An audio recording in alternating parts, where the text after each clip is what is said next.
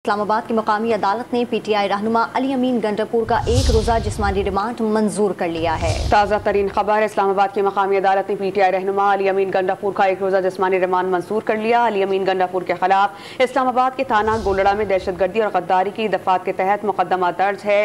इस्लामाबाद की मुकामी अदालत ने अली अमीन गंडापुर को कल इंसदाद दहशतगर्दी अदालत में पेश करने का हुक्म दिया है। वाज़ेह रहे कि आज उन्हें जुडिशल मजिस्ट्रेट के सामने पेश किया गया। इस्लामाबाद की मुकामी अदालत ने पाकिस्तान तहरीक इंसाफ के रहनुमा अली अमीन गंडापुर का एक रोजा जिस्मानी रिमांड मंजूर कर लिया है। इस पर हम बात करते हैं डॉन न्यूज़ के रिपोर्टर इरफान सदोज़ई से। इरफान, समाअत के दौरान मजीद क्या कार्रवाई हुई है?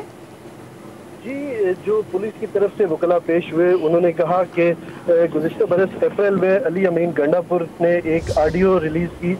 ऑडियो जो वायरल हुई उसमें उन्होंने अपने जो वर्कर्स थे उनके साथ जो उनकी गुफ्तगू थी उसमें उन्होंने कहा कि लोगों को असला जमा करने की हिदायत की, और इसके अलावा जो इल्ज़ाम लगाया गया उसमें पुलिस की तरफ से वो ये था कि लोग इकट्ठे हों और इस्लामाबाद के ऊपर कब्जा करने की कोशिश करें। तो इन सारे इल्ज़ामात को जो तहरीक इंसाफ के वकला थे, खास करके डॉक्टर बाबर अवान, उन्होंने इसको मुस्तरद किया और उन्होंने कहा कि ऑडियो का अभी तक किसी किस्म का भी कोई तजिया नहीं किया गया। इससे कबल भी ऑडियोज आई, खास करके उन्होंने मरियम नवाज की ऑडियो का जिक्र किया। इसके अलावा मुअज़्ज़िज़ जज थे, उनकी एक ऑडियो जो मुबैना तौर पर आई उसका रेफरेंस दिया, और उन्होंने कहा कि इस तरह की ऑडियो सामने आई, लेकिन उनके ऊपर जो किसी भी थाने में कोई पर्चा नहीं हुआ, लेकिन अली अमीन गंडापुर की ऑडियो के ऊपर पर्चा कर दिया गया। उन्होंने कहा कि मजिस्ट्रेट के पास किसी भी किस्म की कोई पावर नहीं है कि इनको 5 दिन का रिमांड दिया जाए, क्योंकि पुलिस ने 5 दिन के रिमांड की सदा की थी। तो उन्होंने कहा था कि मजिस्ट्रेट ज्यादा से ज्यादा 1 दिन का रिमांड दे सकता है, और उसके बाद जो मुतलका थाना है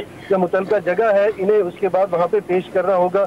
तो अदालत ने आज 1 दिन का रिमांड देके, जिसे राहदारी रिमांड भी कह सकते हैं, और 1 दिन के रिमांड के बाद जुडिशल कॉम्प्लेक्स में कल एटीसी की अदालत ने उन्हें पेश करने का हुक्म दे दिया। इस दौरान अली अमीन गंडापुर ने ये शिकायत भी की कि उनके साथ नारवा सलूक रखा जा रहा है, खास करके जब अदालत में पेश किया जाता है या एक जगह से दूसरी जगह लाया जाता है तो उनके ऊपर कंबल डाला जाता है, चादर डाली जाती है, उनकी तबीयत ठीक नहीं है तो उन्हें सांस लेने में दुश्वारी होती है, शदीद गर्मी में उनकी तबीयत बिगड़ जाती है। इस तरह से तो पुलिस को हिदायत की जाए कि उनके साथ इस तरह का रवैया ना रखा जाए, लेकिन इसके ऊपर जज ने कोई रिमार्क्स नहीं दिए, कोई हिदायत नहीं दी। अली अमीन गंडापुर इसके ऊपर मजीद जो है उन्होंने कहा कि मुझे सेहत के मसाइल हैं, और उनके वकला ने मेडिकल सर्टिफिकेट भी पेश किए।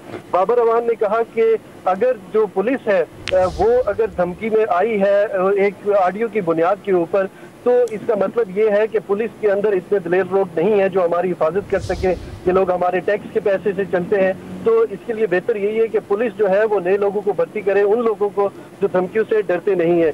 उन्होंने कहा कि FIR के मुताबिक इदारों में खौफ व हरास पैदा हुआ।